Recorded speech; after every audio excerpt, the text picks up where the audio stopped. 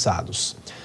Acompanhado de Bernard Api, o secretário extraordinário da Reforma Tributária, o ministro Fernando Haddad se reuniu com Luiz Roberto Barroso na Suprema Corte no fim da tarde desta quinta-feira. E a repórter Janaina Camelo de Brasília traz as últimas informações. Qual foi o objetivo desse encontro, hein, Janaina? Boa noite, bom trabalho.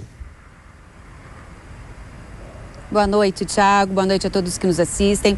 Olha só, o ministro da Fazenda, Fernando Haddad, e o secretário vieram aqui ao STF, nessa reunião com o presidente, ministro Luiz Roberto Barroso, falar exatamente sobre a regulamentação da reforma tributária, que está prestes a ser enviada ao Congresso Nacional, Mas antes disso, o Ministério da Fazenda quer alinhar com o Judiciário quais podem ser os impactos dessa reforma no contencioso judicial, ou seja, o que pode ser alvo aí de contestações na Justiça. A reforma tributária, só lembrando, ela foi aprovada no Congresso no finalzinho do ano passado, Mas para que o texto de fato comece a valer, para que essa reforma de fato comece a valer, é preciso ser feitas aí diversas definições por meio dessa regulamentação. Então, desde então, o Ministério da Fazenda tem trabalhado nisso. Há vários grupos de trabalho no Ministério da Fazenda para tratar sobre cada setor da reforma, com a participação não só do governo federal, mas também com os estados e municípios. E a ideia do governo é enviar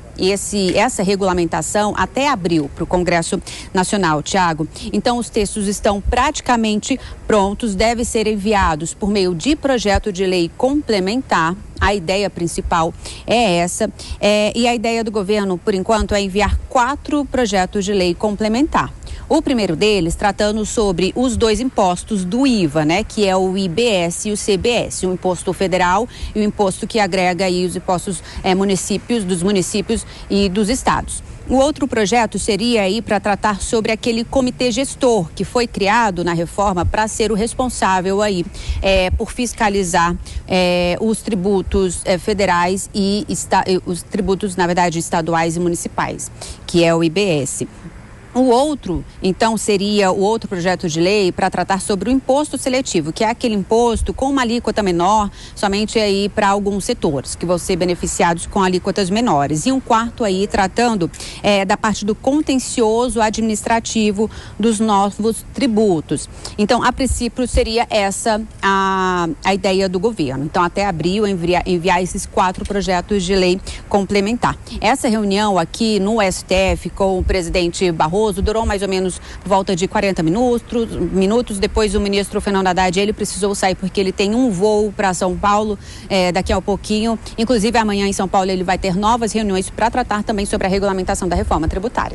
Tiago, é com você. Estaremos acompanhando Janaina Camelo de Brasília, falando sobre a reforma tributária. Meu caro Cristiano Vilela, no passado a gente se cansou de falar sobre reforma tributária, uma reforma importantíssima que há décadas era discutida. Agora, você se lembrava que, por enquanto, nenhum projeto de lei complementar chegou ao Congresso Nacional, ou seja, esse é um ano eleitoral. E será que dá tempo? Pois é, Tiago, essa é a pergunta de $1 milhão. Será que dá tempo?